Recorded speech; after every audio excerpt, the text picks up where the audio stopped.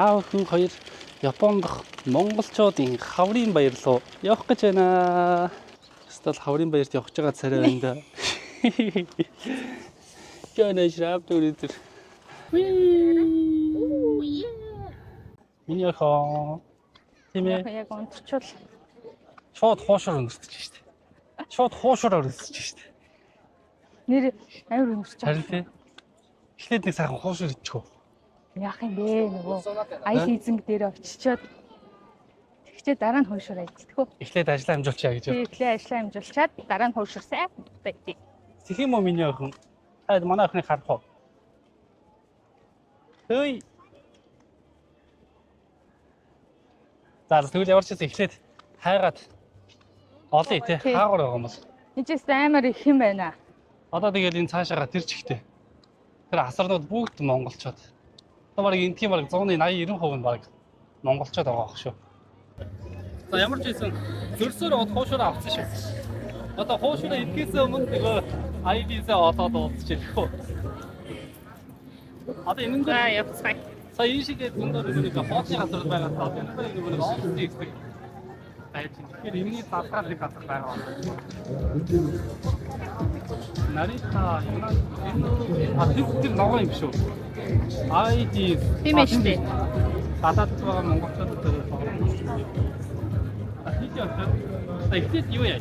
Би тийшээ очиж нэг хүнтэй нууцсан бата. Хэдүүл яг тэр газар дээр наштад бичлэг хийж болсон уугүй юу? Асууч тий. Тэгээд нөгөө хүнээс нь бас давхар хүмүүст мэдээлэл хүргэх зорилгоор бичлэг хийгээ явуулж яаж чи. тэгээ. За тэгээ.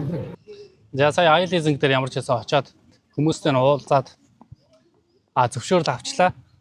Яг танахыг сонирхонгоо давхар бичлэг хийж болох уу гэдэг гэсэн чинь ашгүй болно гэж тэгж байна.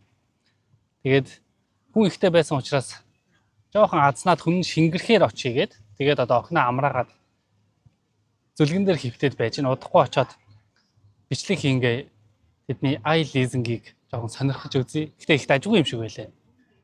За ингээд бидэд явсаар байгаа нэг аял эзэн гэдэг компани олоод ирлээ. Ямар ч бас олж ирээ тэгээд компанийн ажилтнтай нь уулзаад тэгэнгүүтээ бас зөвшөөрөл авчихсан учраас хэдүүлээ хамтдаа одоо байрныхаа лизингийн талаар бас сонсцгоё гэж бодож байна. Баярлалаа ингээд бичлэг манаас хүлээж авсанд баярлалаа. Манайхыг бас зорж ирсэнд баярлалаа. Танай компани ч одоо ер нь iLease гэдэг одоо лизингийн үйлчлэгээ үзүүлдэг компани гэсэн үг үү те? Манай Investor Leasing маань Монгол улсад санхүүгийн түрээсийн үйлчлэгээ үзүүлэх лицензтэй одоо олон улсад байгаа монголчуудаа зориулсан лизингийн үйлчлэгээ үзүүлж байгаа цорын ганц компани маань. Зөв. Би тэр нэг танай Facebook бас пэйжээс уншсан л та. Тэгсэн чинь Япон Солонгостоос нэг албан ёсны төлөөлөгчтэй гэдэг. Тийм, манайх яг одоогийн байдлаар Солонгос болон Японд албан ёсны төлөөлөгчийн газартай. Тэгээ Европ, Америк, Австрали энэ газруудад агентуудтай ингээд үйл ажиллагаа явуулж байгаа. Ер нь дэлхийгээр тархсан байгаа монголчуудаа аль болох хүрч ажиллаж байна. Тэгэхээр одоо яг яам гэсэн үг. Одоо чинь би байр авахын тулд яг яах хэрэгтэй юм болоо. Манайх бол яг санхүүгийн түрээсийн үйлчлэгээний тухай хуулиар зохицуулагдж байгаа болохоос яг одоо эрсдэлтэй л өөр одоо энэ ч бас хүнд хэцүү байдаг болохоор тэр талаасаа бол манайд итгэж болно шүү. Манайх бол найдвартай хуулиар зохицуулагдж байгаа үйлчлэгээ байгаа. Тэр чинь юу вэ нөгөө нэг гэрчлэгийн гарцсан байран дээр лизингийн үйлчлэгээ үзүүлдэг гэсэн үг байна. Гэрчлэгээ гарцсан байран дээр. Хэрвээ гэрчлэгээ арай гарч амжаагүй бол ядаж улсын комисс хүлээгээд авсан байран дээр лизингийн үйлчлэгээ гарч байгаа. Энэ тийхэндээ одоо эрсдэл багтай гэдэг. Тэгэхээр одоо би ингээд яг өөрийн зүгээс юу бэлдвэл зүгээр бичиг баримтны хувьд ч гэдэг юм уу те. Бичиг баримт бол айгүй энгийн бичиг баримтууд байгаа. Иргэний үнэмлэх гадаад паспорт.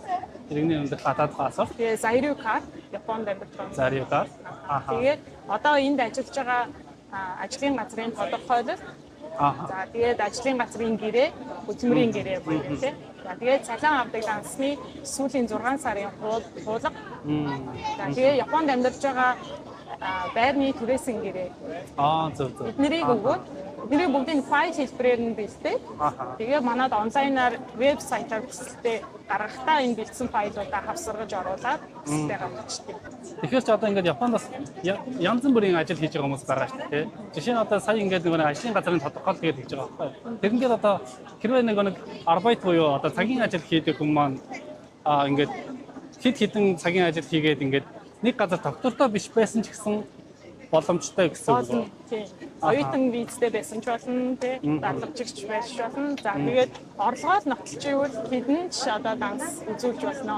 Ямар ч ажил хийдэг гэсэн хамаагүй Тийм гэсэн юм хамаагүй ямар ч ажил хийдэг байсан. Монголд ер нь авъягээ сонирхоод харчихсан байгаа байр байгаа юу? Монголд харсан байгаа.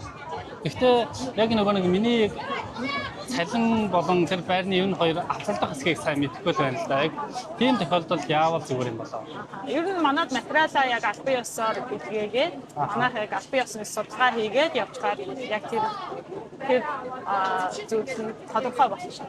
Ойлгомжтой болчихно. Тэгээд бас авъягээд сонгоцсон байгаа юм байна. Тэгэхээр тэр байрны борлуулалтын ажилтнаа манад холбоод өгчөөд бид нэр тухайн үнэтэй холбогдоод тэгээд судалгаа хийгээд процесс хийгээд явж байна.